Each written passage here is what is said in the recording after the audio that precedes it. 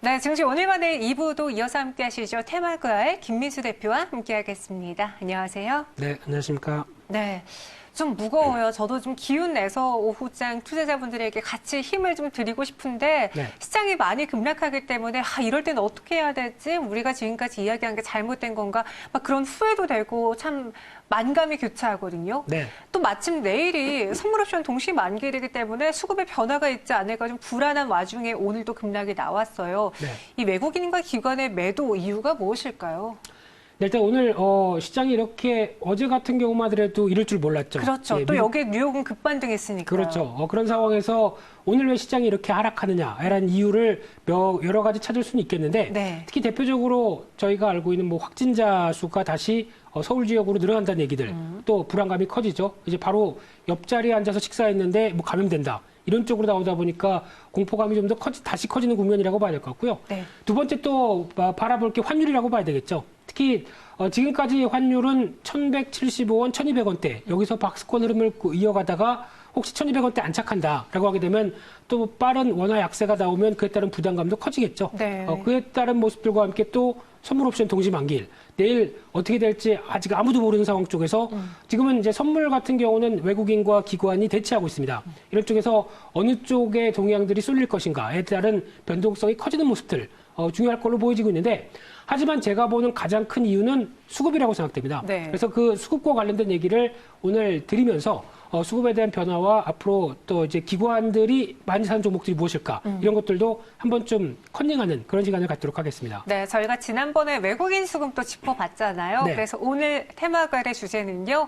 기관 투자자들의 매수 종목들 수급입니다. 저희 한번 봐볼게요. 기관들이 매수하는 종목들 무엇이 있을지 우리가 살펴봐야 되는 이유는요.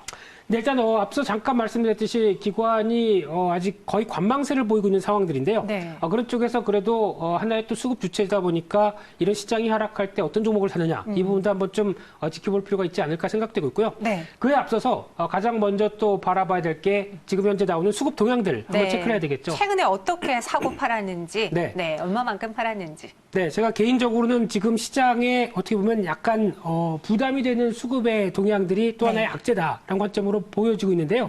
물론 이제 개인들이 지금 보시게 되면은 2월 20일 이후부터 나오는 동향을 봤었을 때 6조 원 외국인들이 팔고 개인 6조 원 샀습니다. 그리고 코스닥도 거의 비슷하게 파는데 개인만 사고 있는 상황들이고요. 그와 함께 또 동향을 보게 되면 연기금이 조금씩 손을 대기 시작하죠. 근데 전반적인 기관은 거의 관망세에서 매도가 우위한 상황들인데 연기금이 안 들어옵니다. 작년 같은 경우 주가가 급락할 때는 연기금이 충분히 그 역할을 다 했었죠. 근데 올해 같은 경우는 그때 좀 샀던 여파가 있었기 때문에 올해 국내물에 투자하는 여러 가지 동향을 봤을 때 지금 과감하게 들어올 수 있는 영역은 아니다라고 하게 되면 연기금이 그렇게 적극적인 지난 흐름들처럼 나올 가능성은 좀 제한적이다라는 쪽도 보여지고 있는 상황들인데요. 근데 여기서 이제 중요하게 봐야 될 부분들이 개인의 수급에 대해서 한번 파헤쳐 보겠습니다. 네. 다음 그림을 한번 보시게 되면요.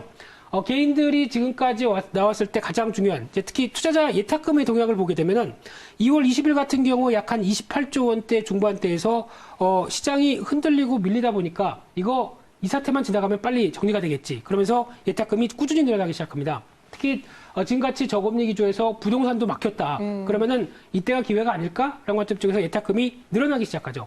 근데 또 하나 잘 보시기 시작하게 되면 2월 28일, 3월달 요 사이대에서 30조 원대 이상으로까지 꾸준히 들어오다가 지금 거의 정체가 되고 있습니다. 며칠 사이에는요. 그래서 더 돈이 안 들어오고 있는 상황들이 나오죠. 근데 반대로 보게 되면은 지금 신용잔고와 코스피 지수의 흐름들인데요. 네. 그래서 지금 최근 들어서 신용잔고가 고점까지 경신했다가 시장이 밀리니까 같이 떨어졌죠. 그래서 이제 신용잔고가 좀 어느 정도 좀 정리가 되겠구나라고 생각하고 있는데 오히려 지금 같은 경우 지수는 더 밀리는데 신용잔고는 최근 들어서 늘어나고 있습니다. 네. 그렇다는 얘기는 예탁금은 거의 정체되어 있는데 지금 시장에서 개인 매수가 들어오는 부분들은 신용으로 대부분 많이 사고 있다라고 하는 이 부담감들이 단기적인 시장의 피로감으로 나타나고 있다는 관점들이 가장 또 안타까운 현실이 아닌가 생각되고 있고요. 네. 그러다 보니까 오늘 또 개인들 매수세가 또 많은 코스닥 시장이 더 많이 하락한다. 최근까지는 좀 잘 버텼지 않습니까? 근데 그랬던 이유들의 하나가 이런 쪽이 아닐까 생각되고 있고요.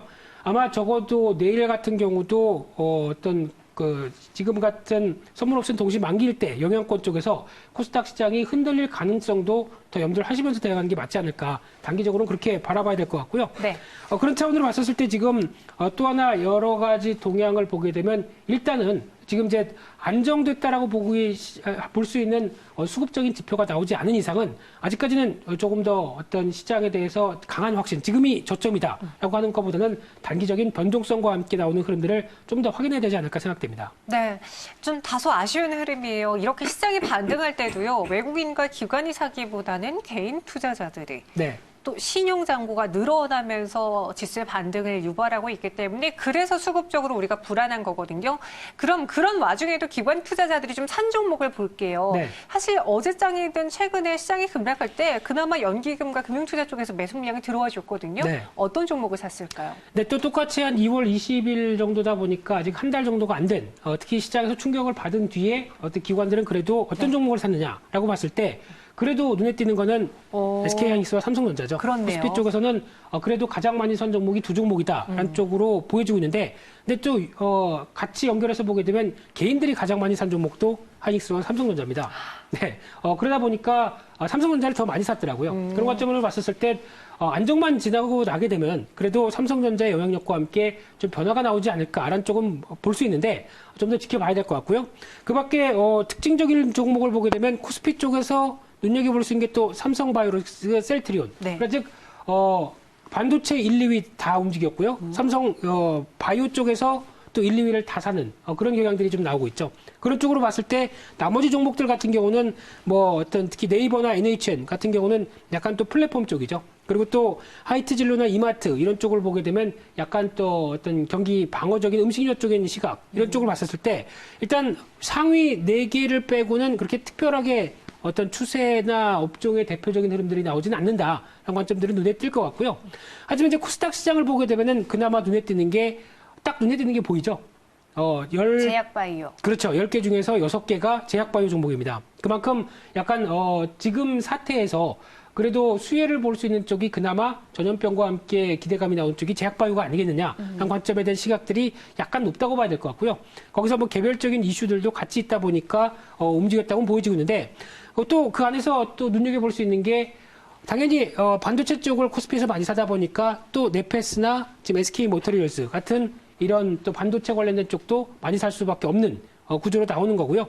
그 밖에, 또 지금 RFHRC라든가, 관련된 종목들 같은 경우도 매수세가 좀 들어오는데, 아직까지 기관의 영향력은 그래도 제약바이오 쪽에 약간 시장의 어떤 성장성이나 뭐 낙폭과대를 이용했다기보다는 약간 회피하겠다는 심정 쪽에서 제약바이오를 좀 많이 샀다라고 정리할 수 있는 게 지금의 흐름이 아닌가 생각됩니다. 네. 지금 장중에 코스피 지수도 1900선이 붕괴됐어요. 코스닥도 오늘 600선을 내주고 말았는데 그동안 좀 저희가 심리적인 지지선으로 봤던 이 1900 그리고 각각 600의 선이 무너지자 투자자분들이 좀 많이 혼란스러워하는 것 같습니다. 코스피가 1898.27포인트, 코스닥은 591.6포인트까지 내려와 있습니다. 그럼 이렇게 기관 투자자들이 매수하는 종목 안에서 우리가 같이 좀 사봐야 되는 것인지 그들의 수급에서 받을 수 있는 키워드는 무엇인지 궁금해하실 것 같거든요. 네. 투자 전략이 어떻게 녹여볼까요? 네, 앞서 잠깐 말씀드렸지만은 제약바이오 관련된 쪽에 대한 동향들은 일단 단기적인 시장을 피하자라는 입장이었다고 하더라도 만약에 뭐 시장이 좀 안정을 받는다라고 하게 되면 그런 종목들이 더 갈 수 있다기보다는 오히려 좀 낙폭이 컸던 종목들이 움직이겠죠. 그렇기 때문에 지금 시장을 피하는 역할 정도로만 나오지 않을까라는 관점 쪽에서 주목을 해야 될 것 같고요.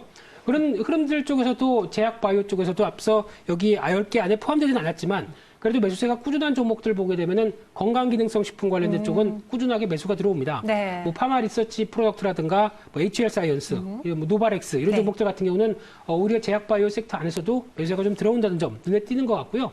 특히 지금 뭐 관련돼서 그래도 코스피 쪽에서 가장 많이 산 쪽은 반도체 쪽이다. 물론 지금 오늘 시장과 같이 좀 어지러운 측면들이 있다고 하더라도 그래도 아직 반도체 업황에 대해서 본격적인 타격보다는 어느 정도 앞으로의 회복 가능성과 함께 나올 수 있는 부분들이 좀 높다라고 하게 되면 일단 지금은 아니어도 여전히 앞으로에 대한 흐름들은 선전할 수 있지 않을까라는 쪽에 무게를 두면서 대응하는 게 맞지 않나 그렇게 보여집니다. 그러면은 그 안에서 저희가 같이 좀 포인트를 찾아볼 수 있는 종목 딱 찝어볼게요. 네. 어떤 것이 있을까요?